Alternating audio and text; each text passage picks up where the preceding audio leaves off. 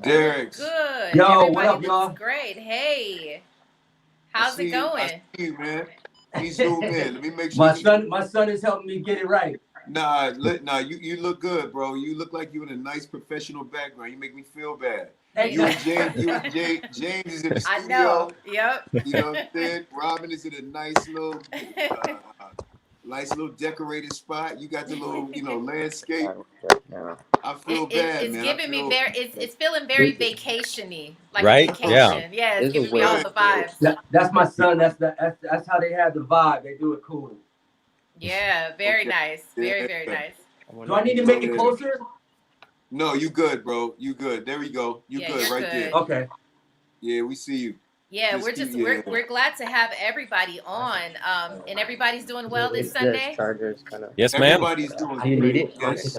I think I'm Glad to good. be here. Always great to be with you, Robin. How you It's doing? so great to see you, Thomas, as always. I love this every single week, being able to come and just break down the Are they topics cool and with this? get a little bit more insight from the show. So I Right. definitely appreciate that. And you know what? We got in there this week. You know, we opened up some things. And before we get into talking more about the show, I would love to welcome everybody in. To our viewers, we want to say thank you for coming on to another show, a live chat with the men. We don't have any women this week. You know, I'm going to be representing again for the women, but for the Right. men of Johnson on Bounce. Hello, Sandra, and everyone else who's tuning in. Make sure that you guys I'm gonna say this again later, but make sure that you go tweet and watch the show tonight's episode, because it's gonna be great. Everything is unfolding. Yeah. But Yeah. yeah, it's gonna be great. I already know. But for right now, we've got some treats, because we have James Austin Kerr, who is in the building.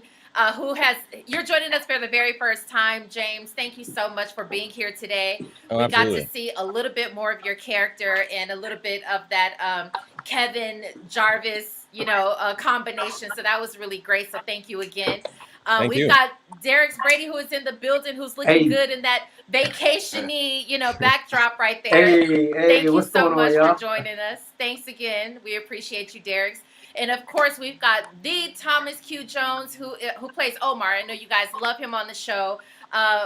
We see Deji in the building. How's it going, Deji? He said, "Hey, guy, I'm a big Deji. fan." Hey, what's Hey, up, man. brother? Deji says he's a big fan of the show. He's a big fan of the show, as you should be. I would hope you are. I'd hope so too. So good to see you, Deji. Thank you for joining us there in the comments. You guys, there's a lot to unfold. So why don't we just jump right in there? Derek and James, you guys had a really big some things going on. Let's talk about Derek. I would like to hear from you, but James, since you are joining us for the very first time, I'm gonna throw it to you.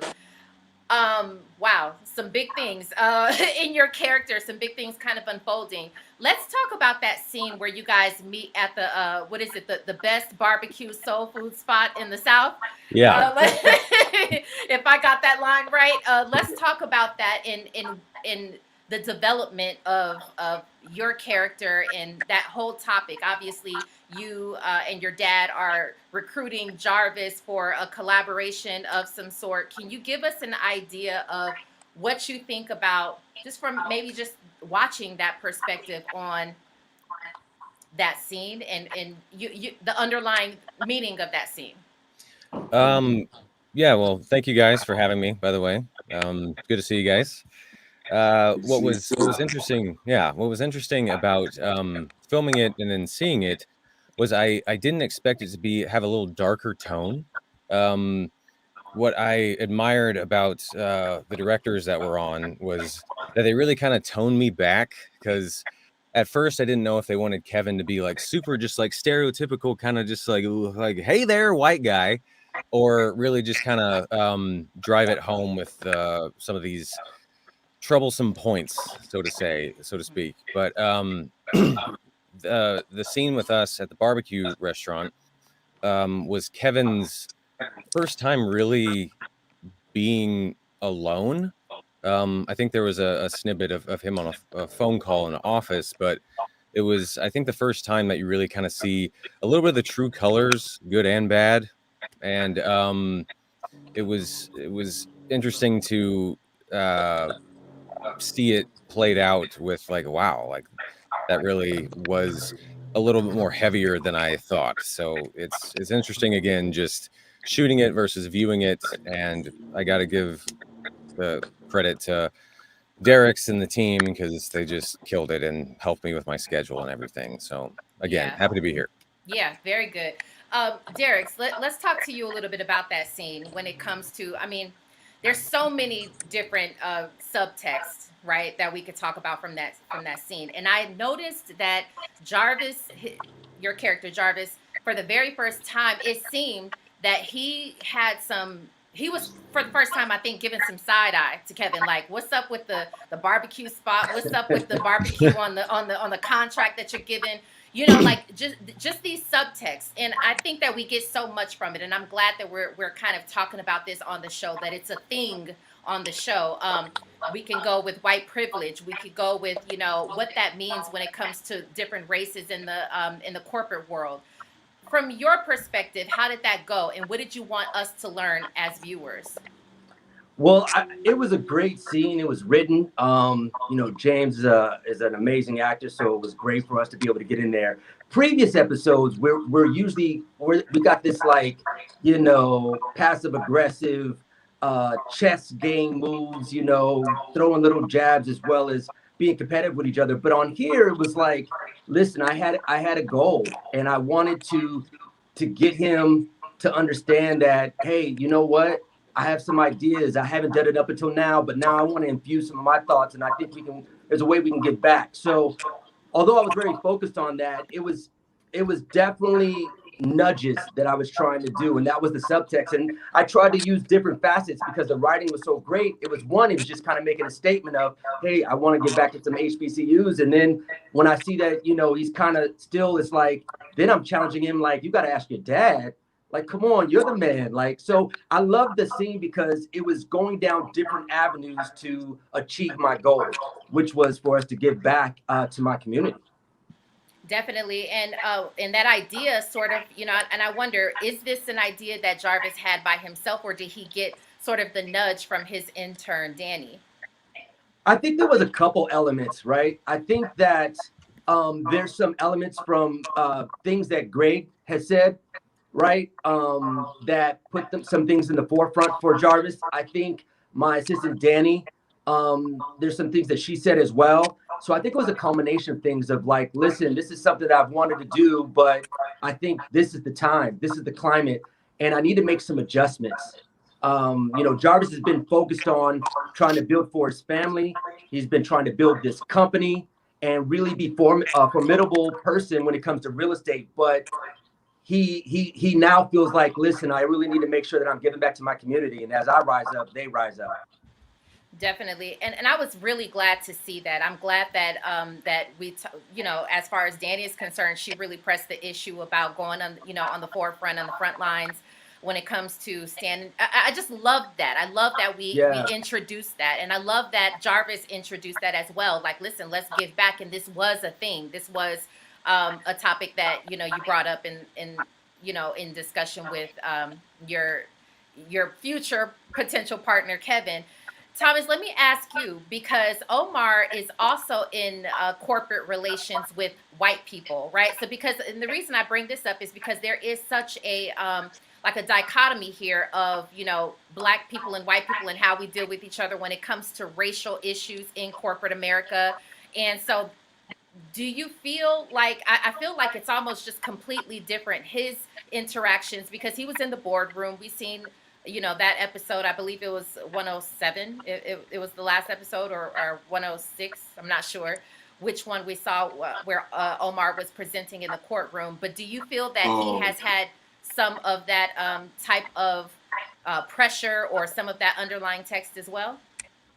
Yeah, definitely. I think, you know, episode 106, he was pitching his app, mobile app, and to the room was predominantly white investors, and that's, you know, it's realistically, you know, that's how it is, you know, a lot of times, because the corporate structure wasn't really set up by, you know, Black people or Black culture.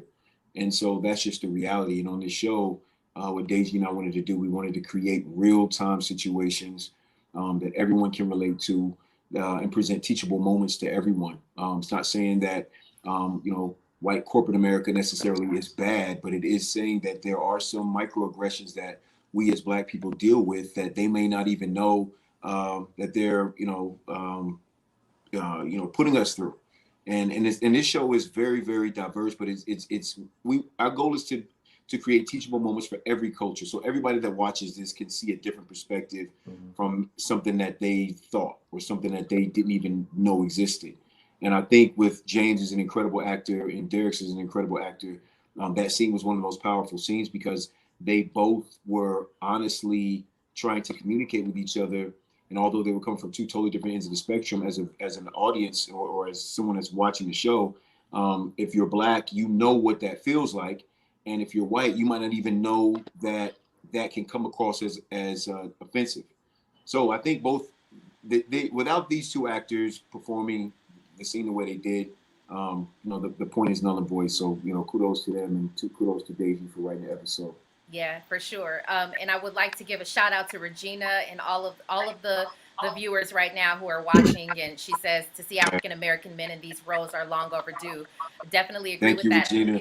Thank you, Regina. Hey, James, quick question for you, James. Yeah. I don't know if you've seen, or how many episodes you've watched of our live show, but I'm always kind of saying that me personally, I learn from these guys and I learn from the show, and I'm always getting a better insight, and I walk away with something every single time, which is, I don't know, that it's not just entertaining, but it's real life, real life issues and things that I get a better insight from.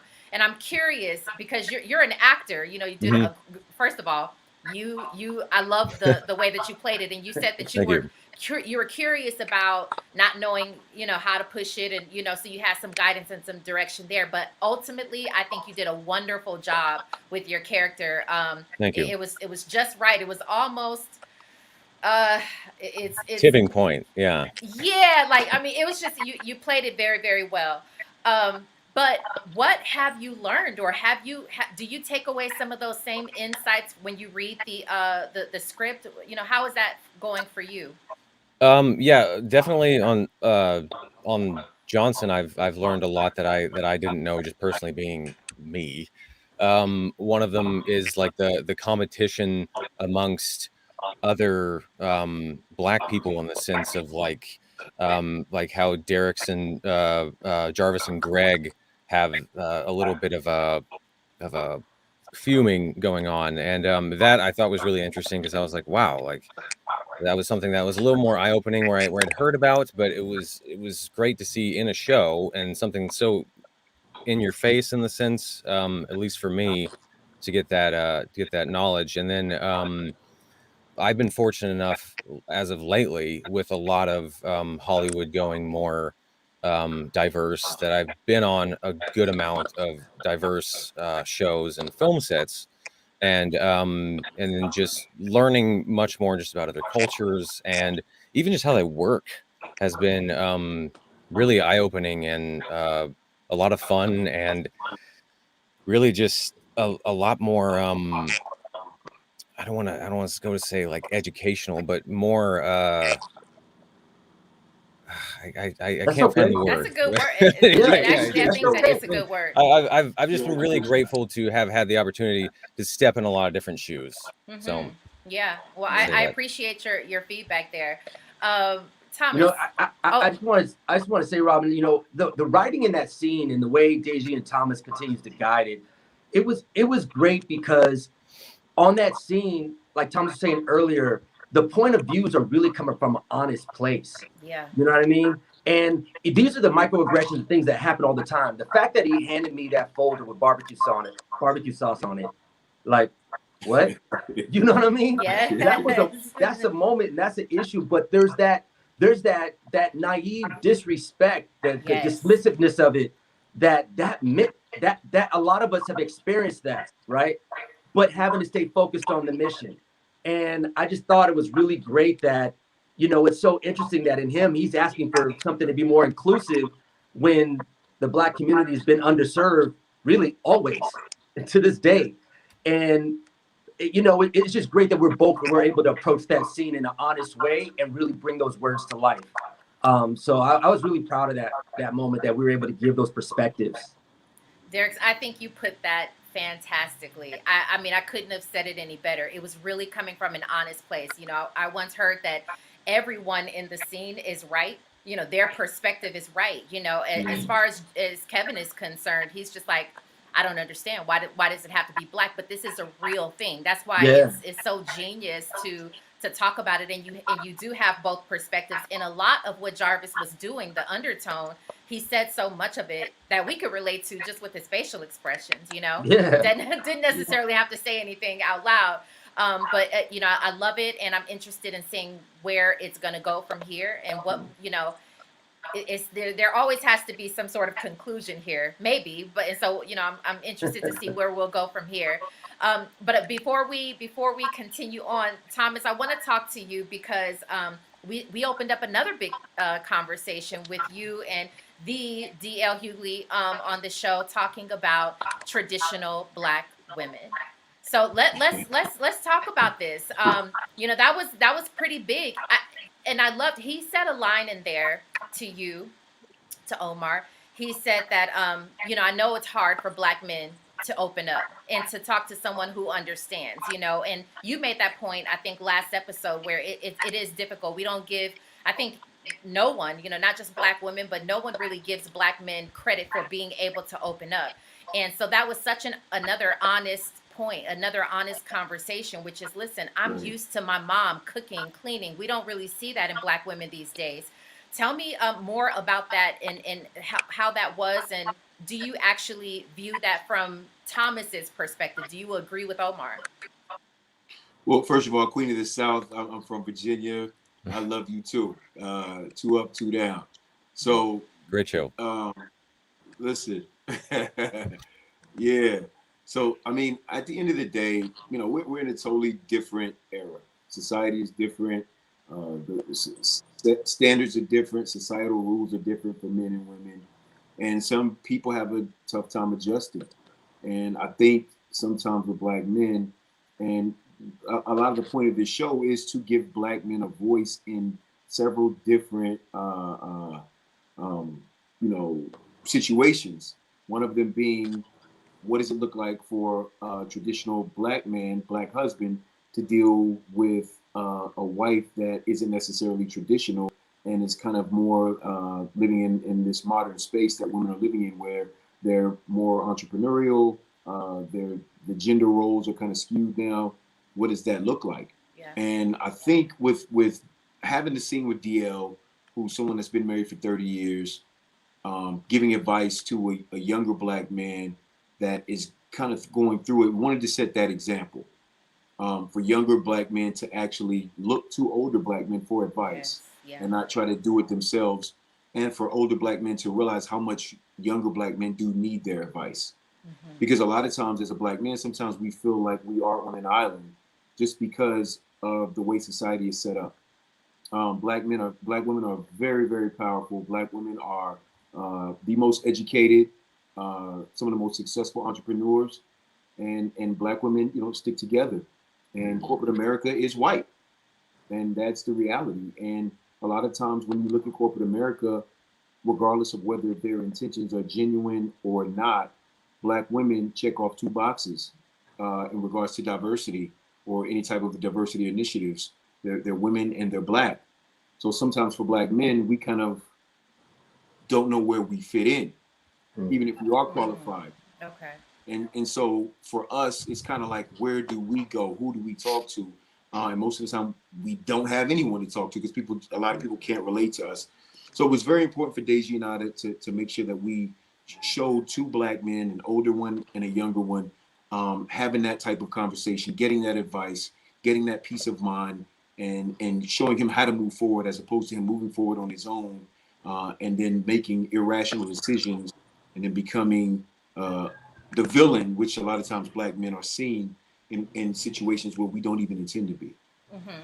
Yeah, it's actually one of the things that I love about the show in general. You do have older Black men on the Right. show who are often just chiming in with wise sayings, you know.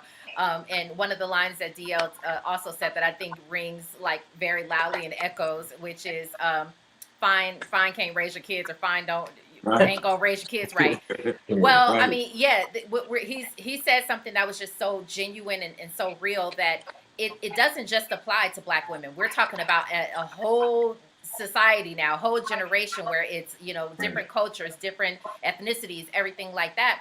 I'm curious to know, James, come in here. Derek's come in here. Throw in your opinions on.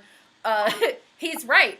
Like you do see that we going after women nowadays because they're followers and she looks good versus, you know, traditional things that you know maybe saw in your mother or your grandmother. Is that a thing now? In what ways do we change that? Do we how do we go about that as a society? I'm just curious. That's just a Robin question. Tough one. Yes. On the spot. Yeah. Oh I mean, boy. I think like Thomas said, I think we're in a different place right now, you know, and I think sometimes that's kind of got to run its course until people. I do think values will always show up. Yeah. I think that they will rise, but I think that we get the shiny things, the things that is the trending, and right now it's how you look. It's I mean, now people don't even hand out business cards. They're like, "What's your IG?"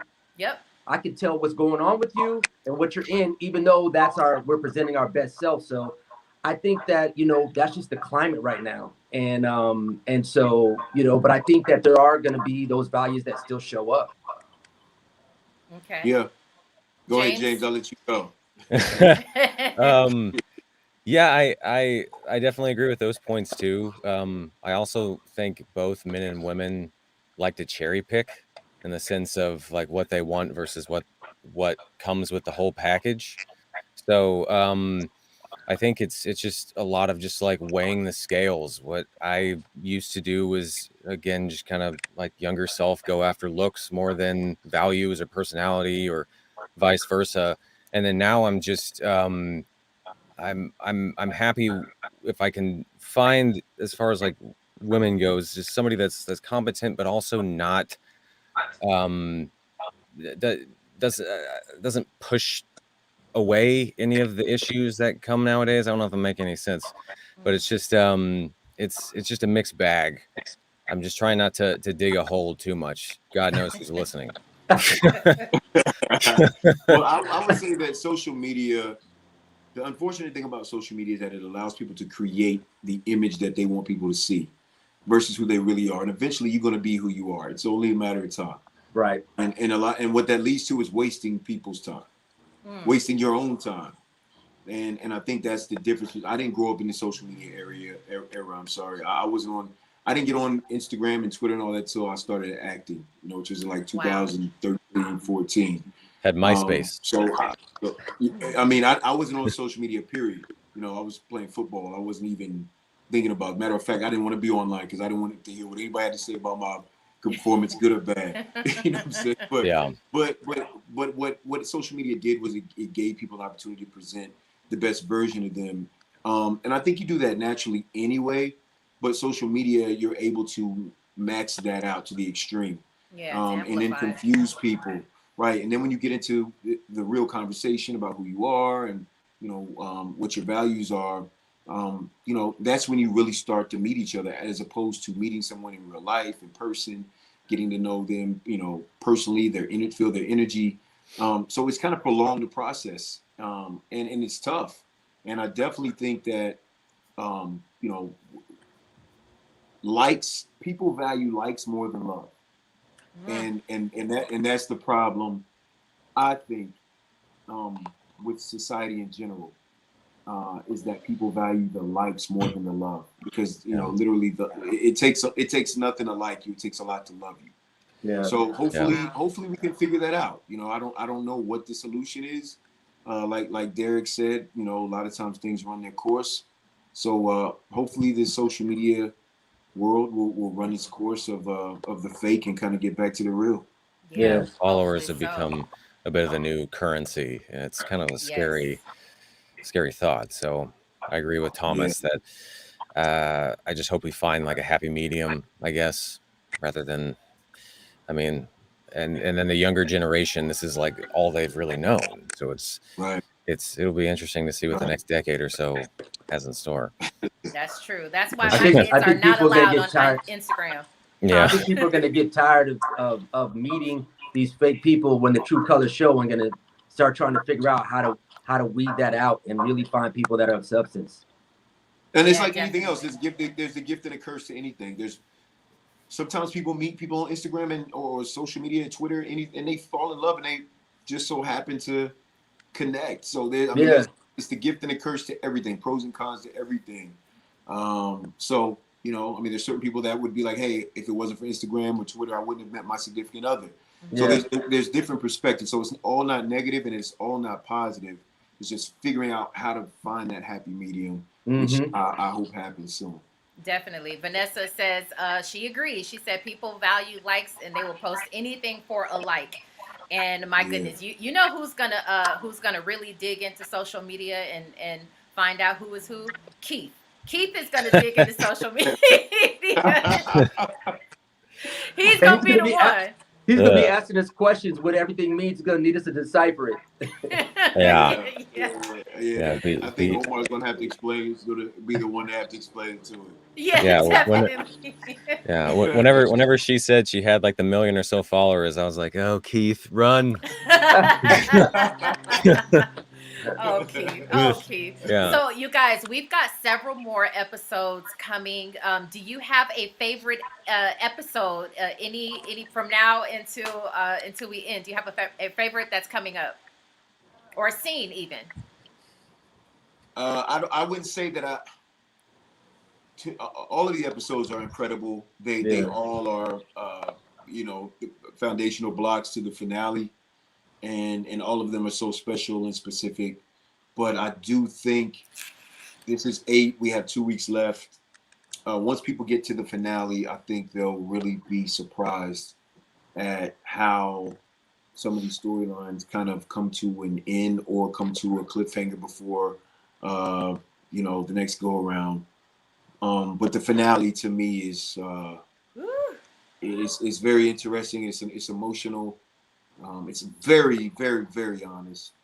And I think it's going to be powerful to see Black men in these vulnerable positions, and to see how they genuinely love and care about each other, and how misunderstandings can be drastically have drastic implications on relationships in a good way and a bad way. Yeah. So, yeah. I'm building up that finale because it's going to be incredible. But you have to see this one for sure to make sure Okay. that you're on pace. Well, And Regina, I absolutely sorry, agree. Regina said that she said please don't say finale, but Regina, the finale, you got to watch the finale. Okay, I'm sorry, Derek, go ahead. No, I was that's in saying 2 weeks, though. I absolutely agree with Thomas. I feel like they're all building blocks and they're all really critically important to it leading up. But now that we're so close, I think the finale is going to be something that people are going to be ultimately moved in different directions, but a lot of amazing ways. They're gonna be moved. But each one, tonight, 9 to 10, man. In 1 Okay. minute. Yeah, It's coming. Okay, yes, James, Yeah. wrap us up. We have a few seconds left. What are you just excited about what you've done, or do you encourage everybody to keep watching? This was my big scene. I think I have just like a little bit here and there coming up, but I just want to say like congratulations, guys, and thank you so much for having me, because it's been a wonderful experience and you guys have just killed it. This show is went far past my expectations. Not that they were low, but it's been a blast watching it. Yeah, you've taken the Well, words James, right we out of appreciate- my mouth, James. Yeah. James, we appreciate you. Your talent shines through, man. Yes. Listen, man, you killed every scene. You Oh, and well, Derek thank have you. incredible chemistry. You and Anna had incredible Oh, chemistry. yeah. Episode That was 3. fun. So thank you, James. We appreciate you.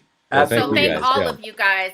Listen, for the viewers, please go right now, watch the next episode, and tweet along with the Tweet cast. with You can us. tweet Johnson on Bounce. You guys go ahead and do that, and join us here again next Sunday, and we'll be talking more. Thank you guys again. Enjoy the rest of your Sunday, and go watch Johnson right now. Yeah. okay? Right now. Let's go. Right Let's go. now. Let's Right go. now. Let's go. Another Let's great go. job, Robin.